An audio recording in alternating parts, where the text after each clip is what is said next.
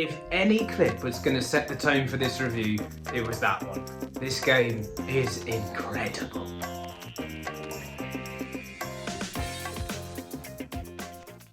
Hello and welcome to Grumpy Gamer Grades. I am in a much better mood today now that we are focusing on a game that is worthy of praise. Yes, that's right, today we are focusing on The Legend of Zelda Breath of the Wild for the Switch, in case you didn't know. Is this game the only game worth getting a Switch for? No. But does it contribute to the most worth of getting a Switch? Probably.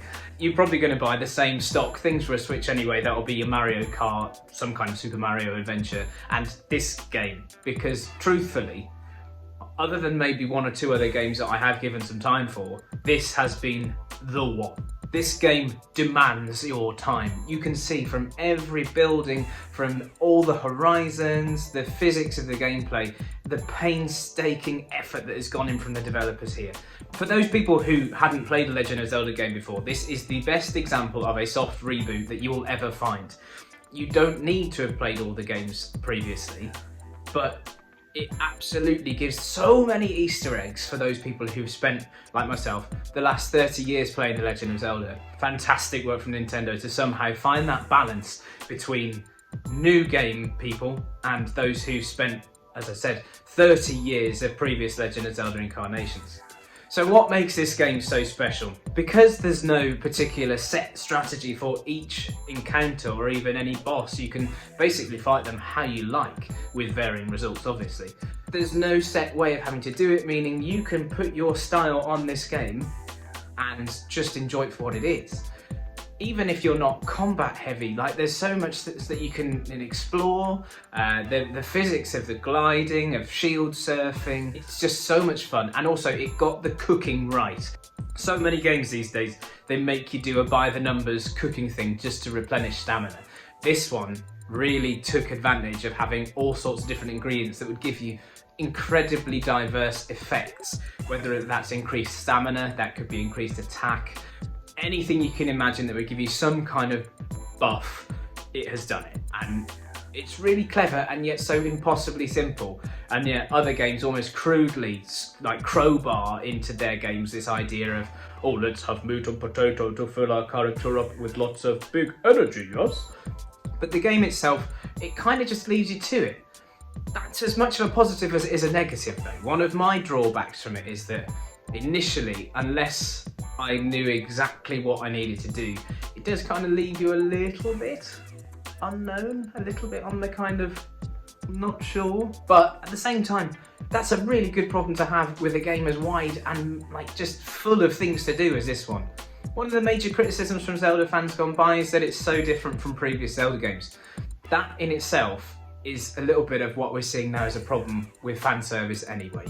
Effectively, The Legend of Zelda is the video game equivalent of Madonna, albeit, I reckon, probably more successful at the evolve or die strategy. It's had to change itself to be current. It's a little unforgiving. Like, it's one of those that you can't just jump in and be exceptional at. The more time you spend on learning new skills, or in this case, the things for your Sheikah Slate, the abilities for that, the better your character becomes. The more shrines you complete, the more hearts you have, the more stamina you have. The game itself gives you free reign to go straight to the final boss. I've tried it, it wasn't a good idea. I got absolutely smashed. But it gives you the option to do that. So at least it says to you, right, come and have a go if you think you're hard enough, basically.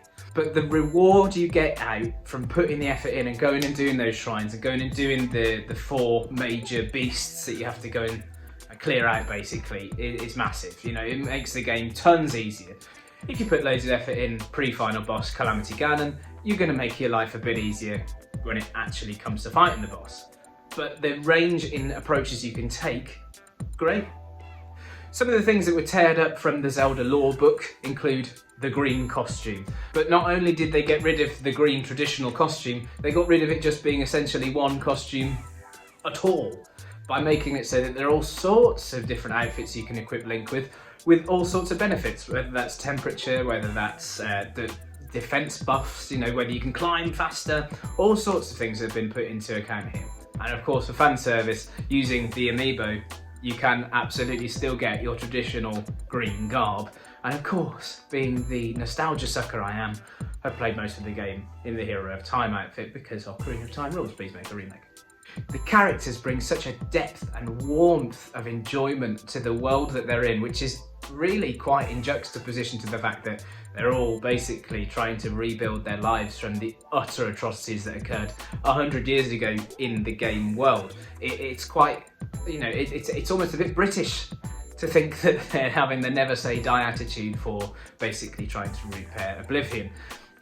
I'll be interested to see how the upcoming release of Age of Calamity, Hyrule Warriors, fills that gap basically, because I think that's meant to be set in the 100 years prior, so that will be a good way to bridge the story. The game is fluid. Everything you can see on every screen you can go to. It's one of perhaps only a few games on the Switch that I think actually contend with the PS4 and the Xbox One, soon to be PS5 and the Xbox Series as well. So it's a bit worrying for Nintendo, actually, thinking about how possibly they might get blown out the water very shortly. But with games like this, if they can do this on a more regular basis, they'll still be relevant, they'll still be current. But I'm concerned for how, you know, at the moment I only see adverts for the Ring Fit Adventure, and that looks absolutely like every other gimmick game they've done previously. Will be fine for a few people, but it's not going to like shake the world. In a nice change for Nintendo as well, the DLC is actually worth the money.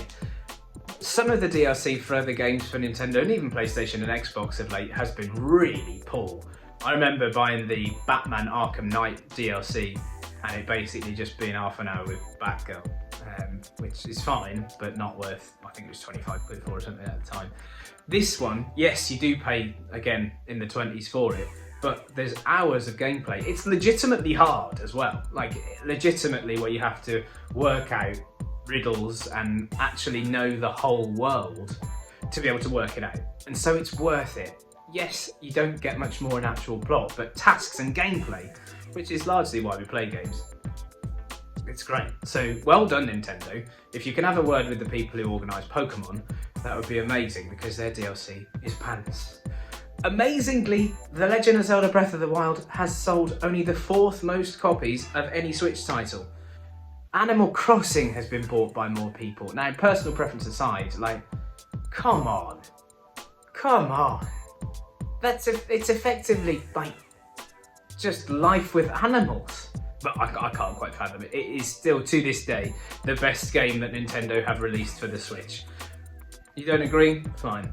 But technically, show me a better game on the Switch. I'll be waiting. Let's give it a grade then. I can't give it anything less than an A+. It is just phenomenal. Yes, in years to come, we may look back and see this as a tiny stepping stone to what might be an even better game. But for right now, considering it's 3 years old already, this game is exceptional. Anyone can pick it up. It is something that you lose yourself into immediately. You don't need to have played any of the previous entries in the series to have played this one as well. It doesn't make your head spin after the first 20 minutes of plot exposition. The game is enjoyable in so many fronts. You can just go and collect things, you can have as many battles as you like, you can be absolutely ready for it, or you can go in completely ill-equipped, which is what I do half the time, mainly by accident. I'm trying to make this a balanced video. I'm still not sure I'm okay with how quickly weapons break. They do seem to break quite often, especially early game. And I know that's trying to get you used to picking up weapons and replacing them often, but it still was a little jarring that they were breaking as frequently as they were, especially as you don't really get access to some of the really good weapons till late game.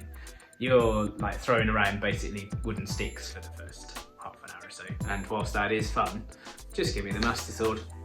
It's a family game as well. Yes, there are adult elements of it, like the storyline does talk about how hundreds of people were killed quite quickly. But the actual story itself is light. The gameplay has so many fun, enjoyable characters, and the music is just perfect. I could go on and on about how good this game is. Please try it for yourself. Thanks for watching what you have so far. It's been an absolute pleasure doing this video because it's absolutely one of my top 5 games of all time. It would be on the gaming Mount Rushmore if there was one. Like, share and subscribe. Leave me a comment, see if you agree with what I think. What would be your addition to Breath of the Wild? Would you want anything more, or is it perfect? Check out some of my other videos. There are tons of stuff you can check out now, all sorts of range of content, and I'll see you in the next video.